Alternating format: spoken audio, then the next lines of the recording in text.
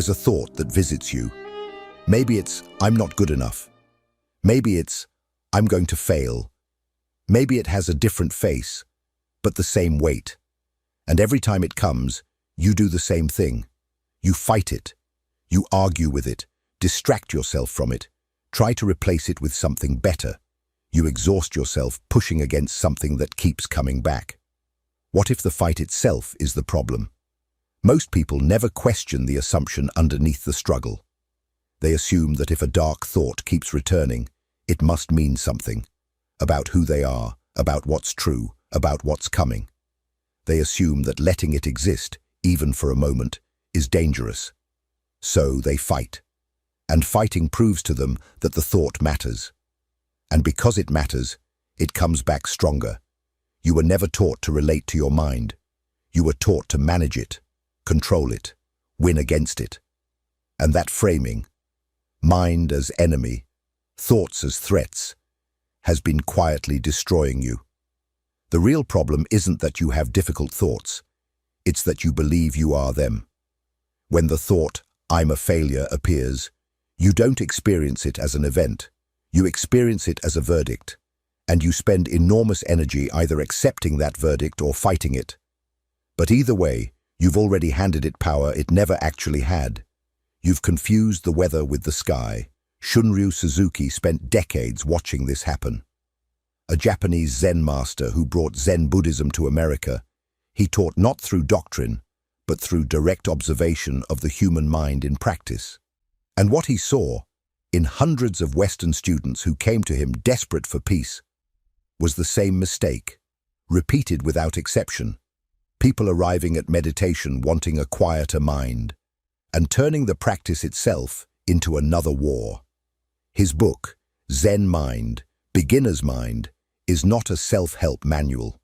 It is a precise diagnosis of the condition you're in, and a radically different framework for what the mind is, what thoughts are, and what mastery actually looks like. By the end of this video, you will understand why every technique you've tried to control your thoughts has failed. Not because you lacked discipline, but because you were solving the wrong problem. You'll see the mechanism that keeps you enslaved to thoughts you don't even believe in. And you'll understand what Suzuki meant when he said that the goal was never a quiet mind. It was a free one. But be warned, what comes next will ask you to give up something you've held onto for a long time. The idea that you are what you think, that one is going to be hard to let go, and letting it go is the only way forward. Here is the first thing no one tells you about thought control. The harder you try, the worse it gets. This isn't a motivational observation, it's a psychological mechanism. When you tell yourself not to think about something, you must first represent the thing you're not supposed to think about. The suppression requires the content. You cannot fight a thought without feeding it first. Suzuki watched this play out in every Western student who walked through his door. They arrived with the same goal: silence the mind, eliminate the noise, achieve control. And they attacked their thoughts with the same ferocity they attacked everything else in their lives. And they failed. Not occasionally, systematically. The mistake isn't a lack of effort. The mistake is treating the mind like a problem that effort can solve. Think about what happens when a thought you hate appears. I'm going to embarrass myself. I'm not smart enough. This is going to fall apart. You notice it. And then, almost reflexively, you do one of several things. You argue with it. You analyze where it came from. You construct counter-evidence. You distract yourself. You shame yourself for having it in the first place. Every single one of these responses has one thing in common. They are engagements. They are proof that the thought has earned your attention. And attention is exactly what keeps a thought alive. Suzuki described this with unusual precision. He wrote that the worst strategy for dealing with thoughts is to suppress them. The second worst is to try to control them. The best, and the most difficult, is simply to observe them. That distinction sounds simple. It is not.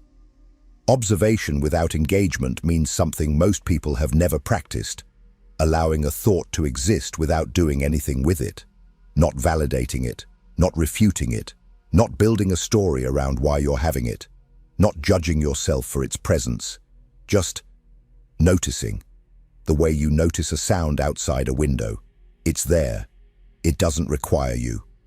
The reason this feels almost impossible is that you've been trained, from the very beginning, to treat your thoughts as information about yourself. Bad thought means bad person. Weak thought means weak person. Fearful thought means coward. You've built an identity around managing what appears in your mind because you were never told that the appearance itself is neutral. Here's what Suzuki understood that most psychology still struggles to say plainly. Thoughts are not instructions. They are not confessions. They are not predictions. They are events in consciousness, arising automatically, existing briefly, dissolving on their own when you refuse to grab them. The mind produces thoughts the way the eye produces vision. You don't choose what you see. You don't choose what you think. What you can change, the only thing you can change, is what you do in the moment after. And what you've been doing in that moment, every time, is going to war. The exhaustion you feel isn't weakness. It's the natural result of fighting a battle that cannot be won on those terms. The mind will always produce another thought. There is no final victory through suppression. There is only the next thought and the next fight, and the accumulation of a life spent at war with yourself. That war ends the moment you understand what your thoughts actually are, and what you actually are in relation to them. That's where we're going next. The distinction Suzuki placed at the center of everything, the one that changes the entire structure of your inner life. If this content is making sense to you, click the subscribe button and subscribe to the channel. Thank you for your support. Every piece of suffering you've ever experienced around your thoughts rests on a single assumption: that you and your thoughts are the same thing, not similar, not related, the same. When the thought, "I am worthless," appears, there is no gap between you and it. It doesn't feel like something passing through. It feels like something being revealed. And that feeling, that sense of exposure, of being caught, is the entire mechanism of your captivity. Suzuki's teaching begins here, not with technique, not with practice, with a prior question: what are you, actually, in relation to your mind? His answer is the one that Western psychology spent decades arriving at through clinical research, arriving at the same place Zen reached centuries earlier through direct observation. You are not your thoughts. You are the awareness in which thoughts appear. You are not the waves. You are the ocean. You are not the weather. You are the sky. This is not a metaphor designed to make you feel better. It is a precise description of what is actually happening when you sit quietly and watch your mind. Thoughts arise. They have a beginning. They move. They end. They do not ask permission. They do not consult you. They emerge from neural processes operating entirely beneath the threshold of conscious choice. And then they dissolve, on their own, if you let them. The sky does not chase the clouds. It doesn't apologize for them. It doesn't try to hold the good ones and push away the bad ones. It simply remains, vast, unchanged, indifferent to the weather passing through it. You are built the same way. Underneath the noise, beneath the current, thought about whether you're enough, or whether things will work out, or whether you made the right choice. There is something that is watching all of that. Something that has been watching your whole life. Suzuki called it big mind. Not your personality, not your preferences, not your history. The part of you that is aware that you are aware. Most people never locate this. They are so identified with the content of their minds that the idea of separating from it feels like annihilation. If I'm not my thoughts, then who am I? That question feels terrifying. But it is actually the first honest question you've ever asked about yourself. Here is what Suzuki observed in practice. When a student stopped fighting their thoughts and simply watched them, without judgment, without engagement, without the desperate need to resolve them, the thoughts changed, not because they were managed, because they were finally left alone. A thought that receives no fuel burns out quickly. The average intrusive thought, unengaged, lasts less than 30 seconds. The same thought, fought and analyzed and suppressed, can occupy hours, days, years. The ocean doesn't still itself by removing the waves. It is still because its depth is greater than any wave that moves across its surface. You have that depth. You have always had it. But you've been so busy fighting at the surface that you've never dropped below it. The practice Suzuki is pointing toward isn't about achieving a state of no thoughts. It's about finding the part of you that was never disturbed by them in the first place. That place exists, but to reach it, you first need to understand exactly what happens in the seconds after a thought appears. The mechanism that turns a passing mental event into a psychological prison. That's what we're going to dissect next. The thought isn't the problem. What you do in the moment after is. Most people assume their suffering comes from the content of their thoughts. That if they could just stop thinking about failure or rejection or death, the pain would stop. But the content is almost irrelevant. The same thought, "I'm not enough," can pass through one person's mind and dissolve in seconds and consume another person's entire day. The difference isn't the thought, it's the 4 seconds after it arrives. Suzuki called this process attachment, not in the vague spiritual sense the word usually carries, but in a precise, observable sense. The moment you reach for a thought, the moment you do anything with it beyond noticing it, you have attached. And attachment is the mechanism that transforms a passing mental event into a psychological fact. Watch how it happens. A thought appears, something critical, something fearful, something shameful. In the first second, you notice it. That's neutral. That's just the mind doing what minds do. But then, almost immediately, something else happens. You believe it. Not because you've evaluated it, not because evidence supports it, simply because it appeared with enough force that your nervous system treats it as a signal. You believe it, and in believing it, you make it real. Then comes the second move, rumination. You turn the thought over. You examine it from different angles. You ask why you're having it, what it means, whether it's true, how to make it stop. Each question is an investment. Each investment increases the thought's perceived importance. You are not solving the problem. You are building it a house. Then the third move, narrative. The thought is no longer isolated. You connect it to other thoughts, other memories, other fears.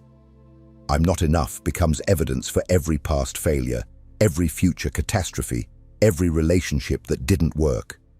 The single thought has now become a story about who you are.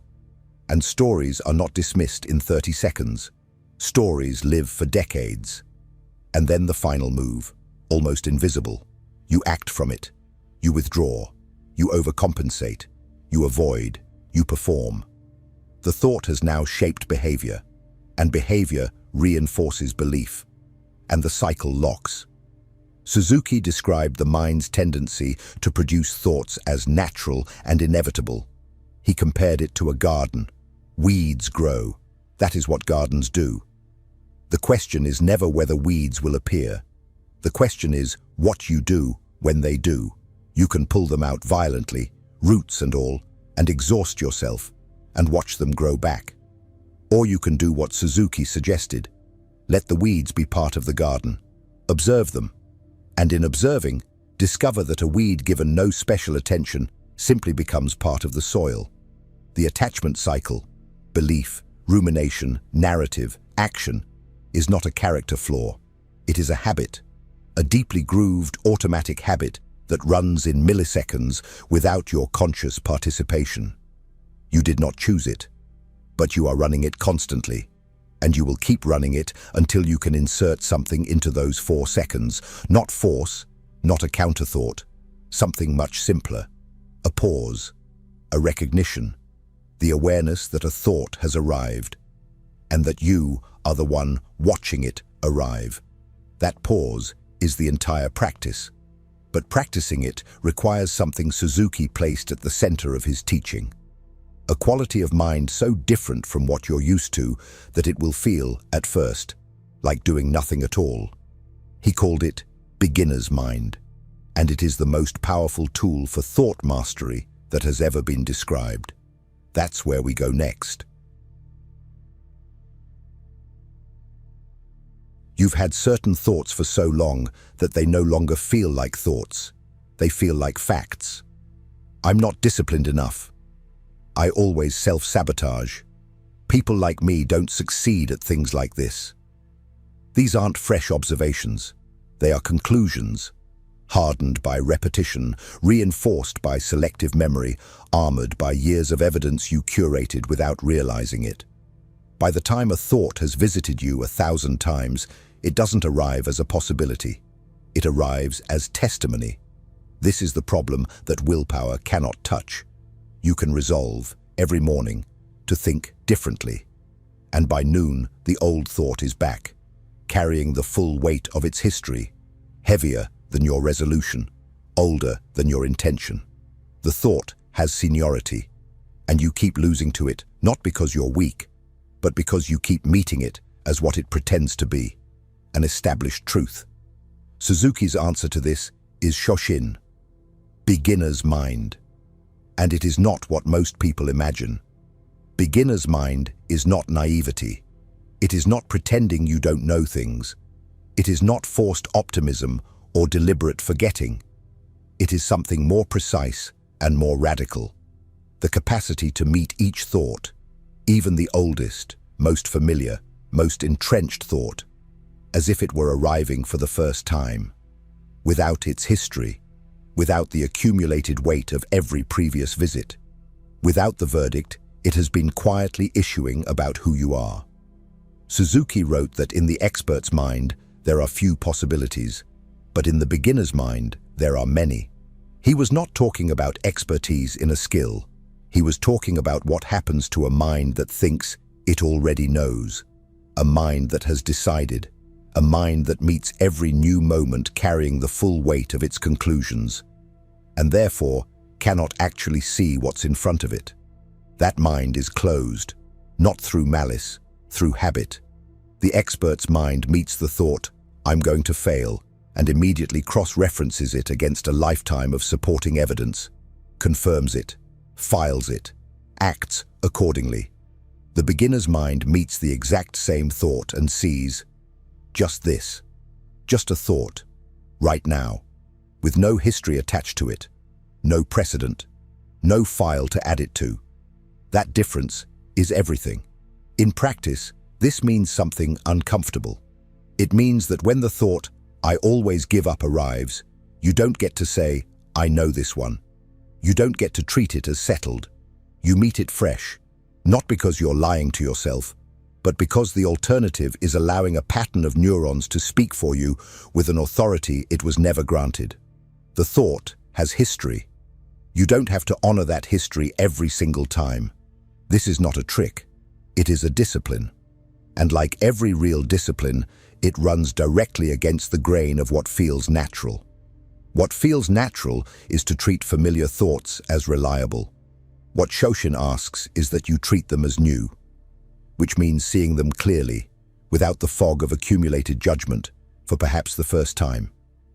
When you stop meeting your thoughts as established truths and start meeting them as passing events, even the ancient ones, even the ones that feel like they've been with you forever, something structural changes. The thought loses the weight you've been lending it, not because you fought it, because you finally stopped confirming it. The question now is how you actually do this, not as philosophy, but as practice, because understanding Shoshin is not the same as living it. Suzuki was never interested in understanding alone. He was interested in what you do, every day, with your actual mind. That's what comes next. If what you're hearing resonates with you, you'll find real value in my ebooks. Beyond the Shadow breaks down Jung's core ideas, while Dialogues with the Unconscious gives you a 30-day path to apply them in your life. Both are linked in the pinned comment. Understanding is not the same as training. You can grasp everything said in this video and still wake up tomorrow in the same mental patterns. Because the mind doesn't change through insight. It changes through repetition. Through the slow, unglamorous work of doing something differently, thousands of times, until the new response becomes faster than the old one. Suzuki was unambiguous about this. The practice is zazen, seated meditation, not as a spiritual ritual, as a training ground, the most direct method ever devised for doing one specific thing, separating the observer from the observed. Here is what zazen actually trains.